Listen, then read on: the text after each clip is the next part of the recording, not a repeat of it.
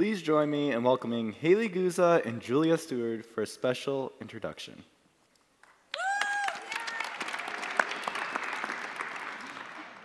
I would like you all to imagine for a second, like me, having a sister named Maze.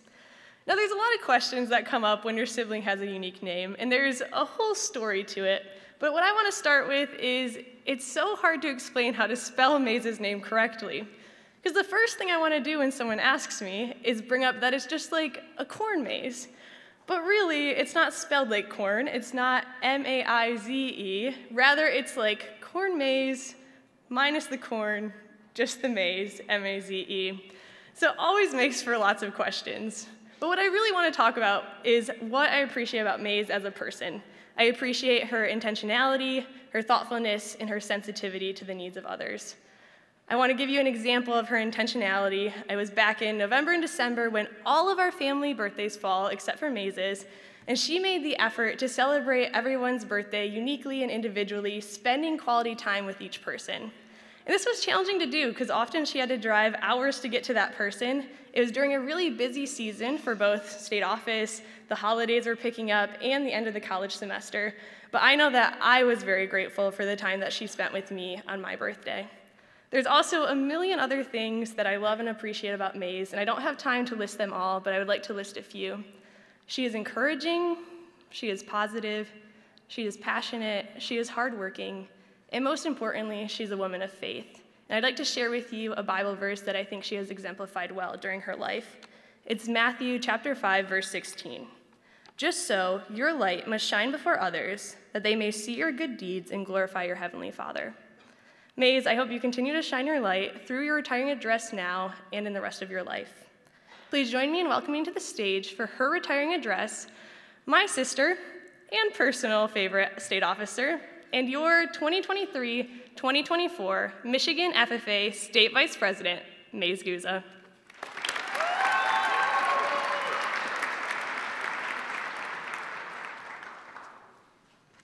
Well, good afternoon. I know it's been a minute.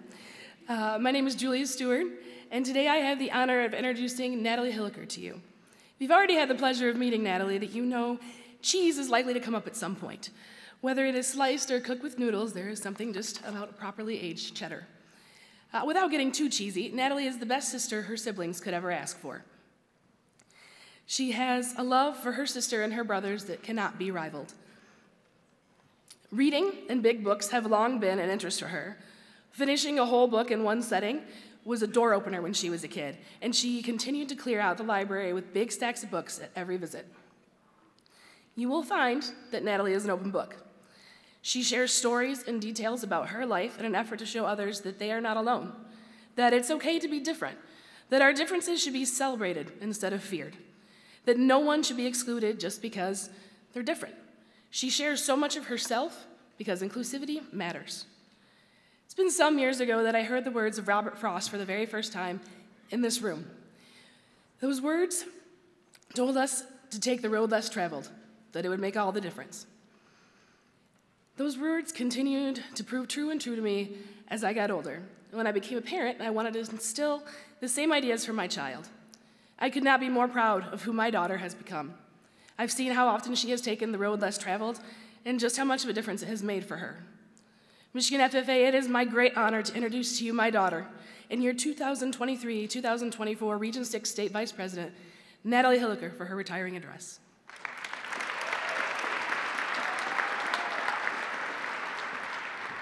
I hear your voice in my head.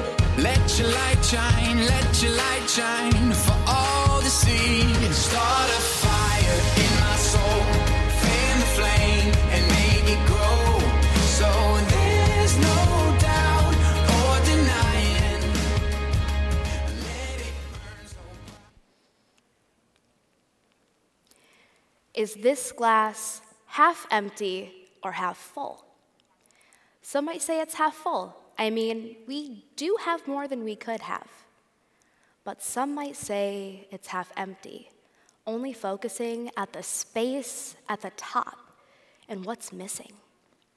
When we take the glass half empty perspective, we miss out on the big picture and potential opportunities.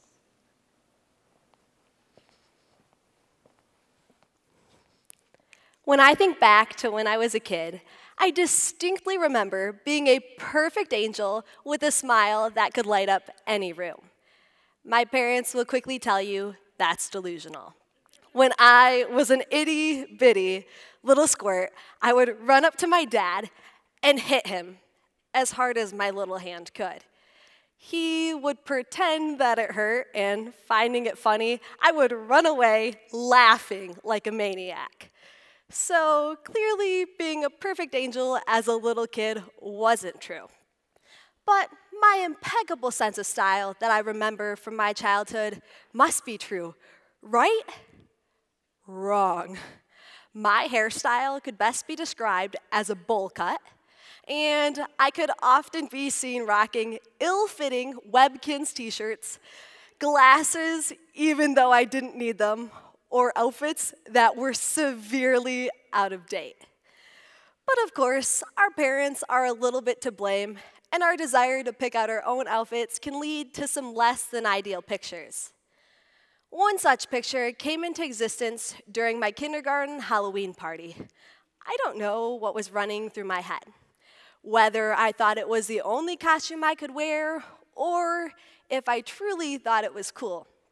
Regardless, I decided that I wanted to be a mouse for Halloween. I was super excited when my mom drew whiskers on my face with her eyeliner, or maybe it was me that drew the extremely crooked lines. At the time, I was thrilled with my costume selection. Problems didn't arise for me until much later, when my siblings discovered the picture. You see, if being a mouse wasn't embarrassing enough, being a chubby kindergartner only added to my embarrassment. I knew that the smiles on my brother and sister's faces were not a result of how cute I was as a kid, but instead, they were subtly making fun of me, an art they had mastered. As they continued to tease me, I became self-conscious and let negative feelings reign over me. Suddenly, I was angry at myself for all of the dumb decisions that I made as a kid, and I was mad at my siblings for picking on me. I took what was an innocent picture of a kindergartner dressed as a mouse and allowed it to make me feel inferior and vulnerable. I was consumed by insecurity and doubts. At that moment, I wanted nothing more than to tear up the picture and erase all evidence of it. Days passed, and not being directly in the moment, I had a chance to reflect upon the situation and all of the good that could have come out of it. My siblings weren't making fun of me, just laughing and reminiscing about our childhood. I had taken the picture over a decade prior, and it wasn't reflective of the person I was as I looked upon the picture. I am also extremely grateful that the picture wasn't more embarrassing. I've worn my fair share of unfortunate outfits, and in all reality, the mouse costume was not my worst look. If I would have taken the time to search for the positives in the moment, I would have had a chance to bond with my siblings and grow in our relationship. After looking for the bright side of things, I grew in self-confidence and overall happiness. I was even bold enough to give my sister the mouse picture when she left for college so that she'd always have something to bring her joy. Looking at my mouse picture in a new way, I can't help but smile. This adjustment in our thought process is called reframing. It's a technique that can allow us to create a different way of looking at challenging situations, people, or relationships by changing their meanings. Reframing is a powerful skill, as it can give us immediate changes in our feelings about a situation and make us feel resourceful, empowered, and even optimistic about our circumstances. Experts have even found that maintaining a positive attitude can allow us to lead a healthier life. Now, think of a time when things didn't work out the way that you wanted. And when you have that moment, go ahead and put your hand in the air.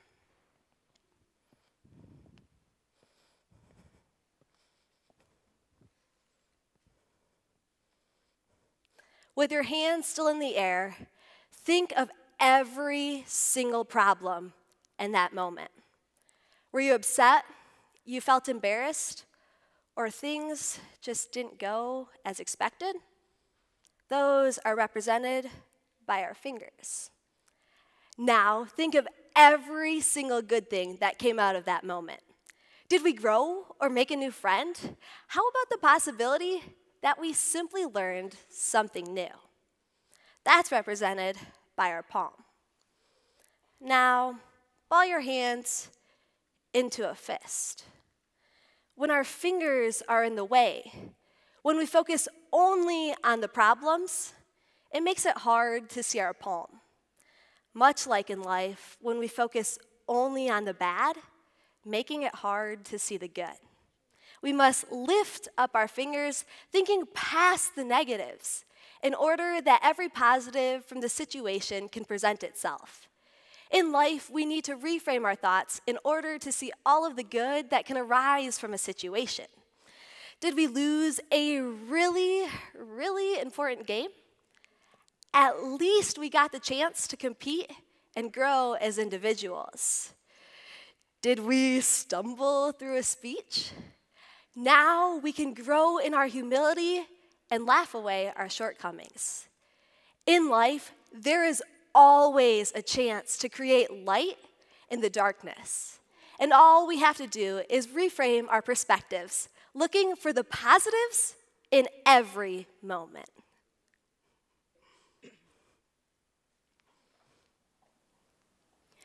When I was 4, I went to my very first day of preschool. It was the best day ever. I got to play in the sandbox, make new friends, and take a nap after lunch. Honestly, how could life have gotten any better? Soon enough, the day was over, and my new friends, Emma and Allison, were waiting with me for our parents to come get us. Emma left first, squealing, "Dad," as this random man embraced her and asked how her first day was. Then Allison, running to another man she, too, called Dad. At this point, I'm lost. Don't they know what stranger danger means? When my mom got there to pick me up, I asked her this. If Emma and Allison both have dads, where is mine? And I was met with silence. My mom had no idea how to tell me, her 4-year-old daughter, that she was a single mom. Eventually, we had a talk about the word disappointing. She said that things don't happen the way we want all the time, or even the way they should be.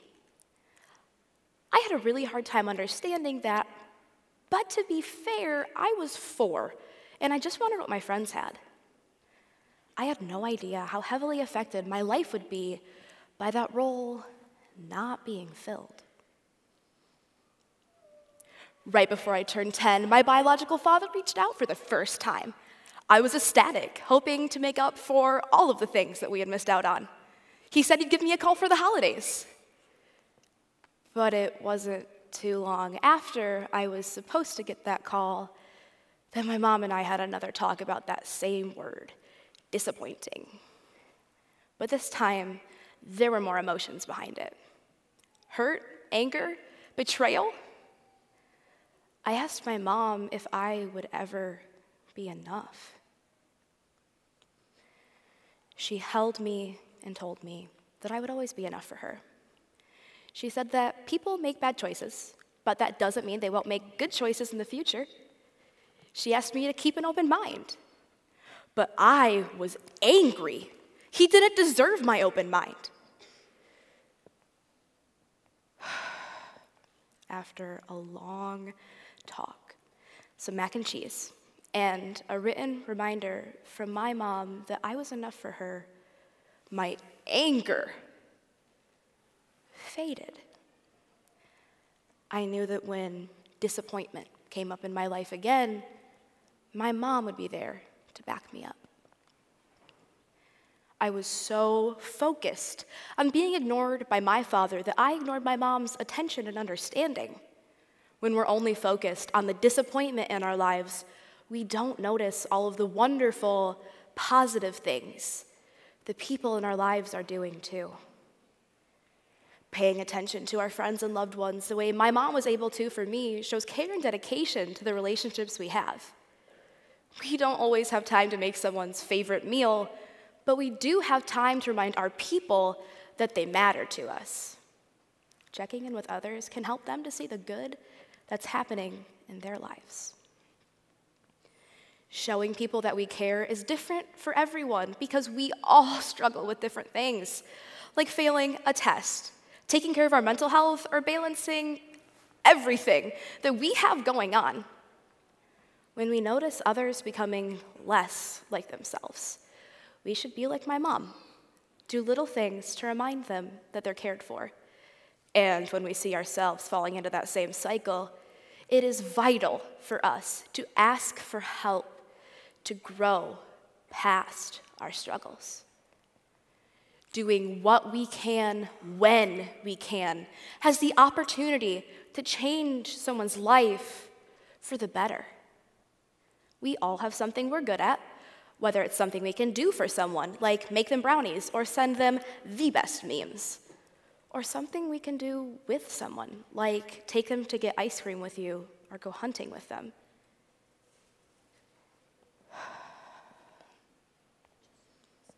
By being there for others when they need a shoulder to lean on, we have the opportunity to lean on them when we need them too. Even when the bad is strong and we feel disappointment take over in our lives, we have to remember that love is something that we should give to the people we care for. And that's something I would like to give to all of you today. You are loved, even in your tough times.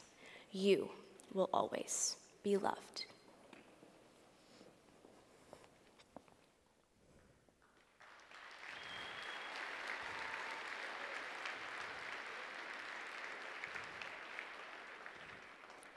There are times when our perspectives are bleak and the world appears so dark. My siblings just made fun of my picture, harming my self-esteem. My father's absence caused me to feel unloved. Not yet. Simply remembering that every moment is full of goodness and allowing positivity to shine through will allow us to see the world from a new perspective. When we see an embarrassing picture of our younger selves, laugh at the memory of the past and remember that it is not reflective of our current selves.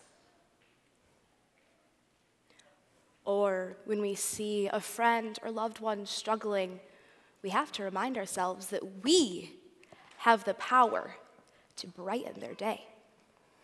Reframe your mindset and find ways to support and uplift others. Go ahead and take out your phone and turn the flashlight on.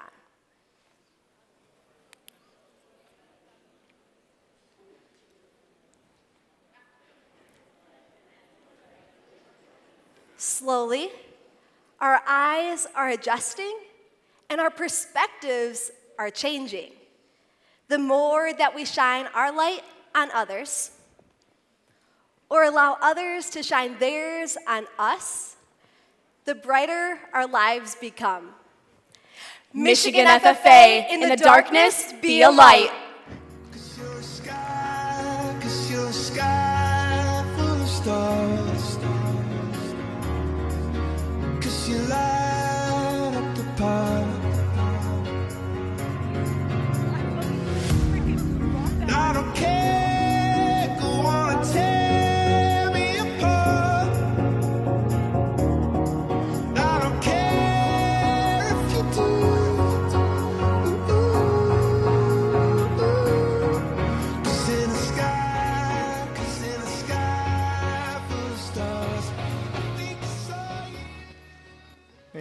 you are amazing, adventurous, and outgoing.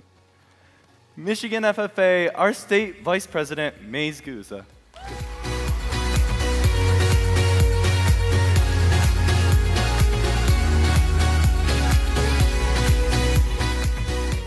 Authentic, curious, and lively. Michigan FFA, our Region 6 State Vice President, Nataleigh Hilliker.